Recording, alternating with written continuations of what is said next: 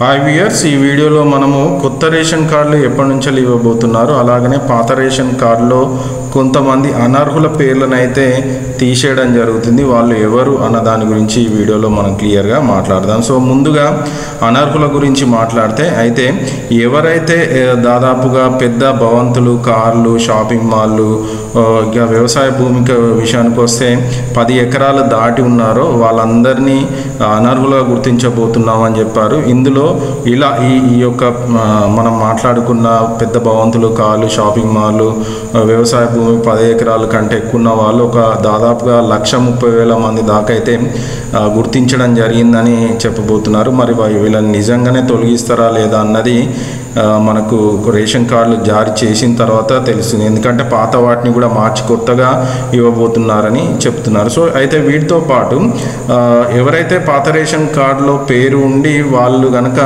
చనిపోయి ఉన్నారో, అంటే పాత కార్డులో పేరు ఉండి వాళ్ళు చనిపోయి ఉంటే వాళ్ళ పేర్లను కూడా తీసేస్తున్నాం, అంటే ఆ కార్డులోకి వెళ్ళి పేరు తీసేసి కొత్త కార్డు ఇస్తామని చెప్తున్నారు. సో ఇలా గుర్తించిన వాళ్ళు దాదాపు 4,50,000 మంది ఉన్నారు. సో వీళ్ళు ఏంటి అంటే డెత్ సర్టిఫికేట్లు వాళ్ళకు రాష్ట్ర ప్రభుత్వానికి అందిన వాళ్ళుగా గుర్తించారు. సో 4,50,000 మంది అయితే పేర్లు అయితే చనిపోయిన వాళ్ళగా గుర్తించి కార్డు నుంచి వెళ్ళి పేర్లను తొలగిస్తున్నారు.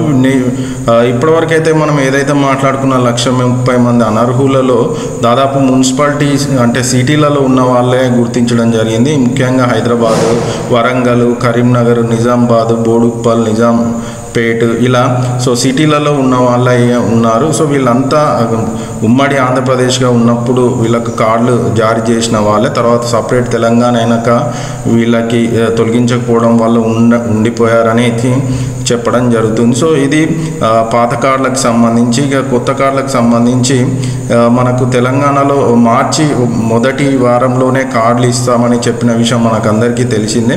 అయితే ఈ యొక్క కార్డులకు విషయానికి వస్తే కార్డులకు తయారీ టెండర్లకు సంబంధించి సీఎం గారు అయితే ఆమోద ముద్ర ఇవ్వలేదు. అంటే మనకు ఏదైతే స్మార్ట్ కార్డులు ఇస్తామన్నారో వాటికి సంబంధించి సీఎం దగ్గర నుంచి వెళ్ళి పర్మిషన్ అయితే రాలేదు. కాబట్టి యథావిధంగానే సాధారణ ఆహార భద్రత కార్డులతోనే సరిపెట్టే అవకాశం ఉంది ఈసారి. అంటే మార్చి మొదటి వారం కాకుండా 2వ వారం నుంచి అయితే ఈ కార్డుల పంపిణీ అనేది జరగబోతుంది. సో తొలి విడతలో 3 నుంచి 4 లక్షల కార్డులు అయితే జారీ చేయబోతున్నారు. అయితే ఈ యొక్క అర్హుల ఎంపిక కానీ, పేర్ల తొలగింపు కానీ, లేదనుకుంటే ఎవరైతే అనర్హులు ఉన్నారో వీళ్ళందరికీ సంబంధించి నా ప్రక్రియ మొత్తము దాదాపుగా ఈ ఫిబ్రవరి 28 తారీఖు లోపు అయితే కంప్లీట్గా అవబోతుంది. సో దానికి సంబంధించి కూడా ఈ నెల 28 తారీఖు వరకు మీ సేవలో దరఖాస్తులు అయితే చేసుకోమనేసి చెప్తున్నారు. సో ఇదండి కొత్త కార్డులు పాత కార్డులకి సంబంధించి. సో దాదాపుగా ఈ యొక్క కొత్త కార్డులకు సంబంధించి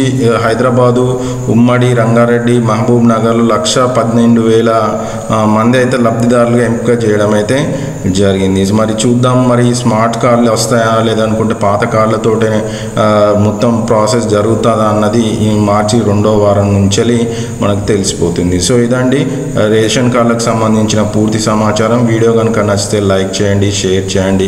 ఛానల్కి ఇప్పుడే కనుక వస్తే మాత్రం ఛానల్ని సబ్స్క్రైబ్ చేసుకోండి. Thanks for watching video.